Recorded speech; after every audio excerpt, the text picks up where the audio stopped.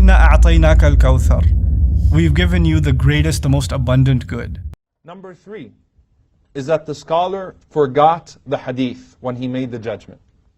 And this is again very difficult. How can a scholar forget a hadith?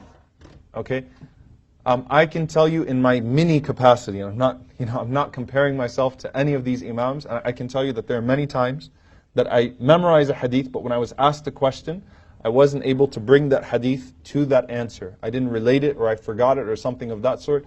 SubhanAllah, as soon as I went home, I remembered it, and then I called the person back, right? Because sometimes it's there, but it's not there, right? You're just not connecting it to the incident or something of that sort. And Imam al-Dihlawi says, even the Prophet ﷺ forgot. When did he forget? In Salah, for example. The Prophet ﷺ, after Salah, he forgot a verse, and he said to Ubay ibn Ka'b radiallahu anhu, why didn't you remind me of the verse? Why didn't you remind me of the ayah? So he thought that the Prophet ﷺ just simply omitted it, or it was abrogated, and the Prophet ﷺ said, no, I'm a human being, sometimes I forget. So to say that, A'udhu billah, how could you say that Malik or Abu Hanifa or Shafi'i or Ahmed could forget is wrong. Or to say that about any Sahabi, or to say it about any scholar. And subhanAllah, once again with the Sahaba, we see that one time Umar ibn Khattab and Ammar ibn Yasir, may Allah be pleased with them, they went out on a journey and they woke up in a state of janaba, meaning they needed to do ghusl. They needed to take showers. Now here's the problem. During this travel, and there was this caravan, whatever it was, they both needed to do ghusl, and there was no water.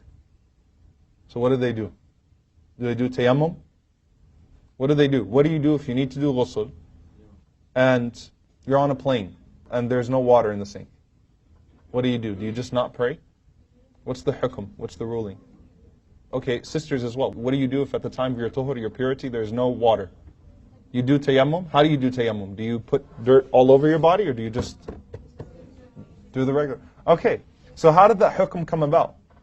Umar and Ammar didn't know what to do. Ammar radiallahu ta'ala, you know what he did? He started rolling around in the dirt. He said, water, he just used his qiyas, he used his reasoning. He said, okay, fine, well that's tayammum for wudu. He said, but we don't know what to do for ghusl. He said, I'm just going to get dirt all over my body. So he started rolling around in the dirt. Umar ibn Khattab radiallahu anhu said, forget that, I'll just do ghusl when I get home and I'll make up the prayer. And that's what Umar radiallahu anhu did. So they both took their different opinions completely all together. Even the Sahaba of the Prophet ﷺ, they came to the Prophet ﷺ, and Rasulullah ﷺ, when he was asked about it, the Prophet ﷺ, he laughed and he said, Ya Ammar, it would have been enough for you to just strike the dirt with your hands and wipe your face. You didn't have to roll around in the dirt. Now, Ammar radiallahu anhu, he told people about this hukum and so on and so forth. He mentioned this incident. Umar ibn Khattab radiallahu anhu, when he was the Khalifa and he heard that Ammar was telling people that they don't need to do ghusl if they don't have water, he needed to clarify it. So he brought Ammar back in and he told Ammar, what is it that you're telling the people about? And he's saying, remember the incident where me and you went out and we were in a journey and there was a caravan and we didn't know what to do? And Umar ibn Khattab radiallahu anhu said, okay, yeah, I remember. Meaning, I remember that incident now. So Ammar brought it back to Umar radiallahu anhu's attention that, remember, we had this incident, this is where I'm deriving this hukum from. And what it could mean is that Ammar, when he went to the Prophet ﷺ and asked him about it, Umar was not present. But the point is that Ammar went and he reminded Umar of the incident and he told him what happened as a result of that.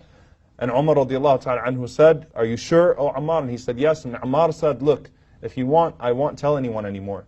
And Umar radiallahu anhu said, no, if you're sure that this is what the Prophet ﷺ told you as a result of that incident, then go ahead and share that. It's okay, you can keep teaching that. So that's number 3.